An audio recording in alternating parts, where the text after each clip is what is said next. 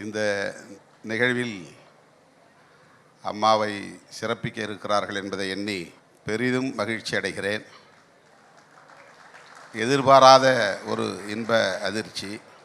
நேற்றைக்கு முதல் நாள்தான் இந்த தகவல் திரு குமாரவேல் அவர்கள் மூலமாகவும் சுகிர்தா அவர்களின் மூலமாகவும் தம்பி வன்னியரசுக்கு சொல்லப்பட்டு எனக்கு கிடைத்தது.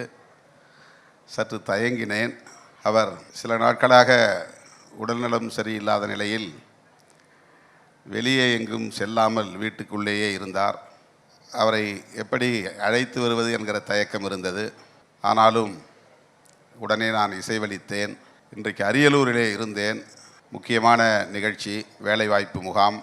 இந்த நிகழ்ச்சியில் பங்கேற்க வேண்டும் என்பதற்காகவே அடித்து பிடித்து ஓடி விமானம் பிடித்து சென்னை வந்து அம்மாவை அழைத்து வந்திருப்பதில் மிகுந்த மகிழ்ச்சி அடைகிறேன்.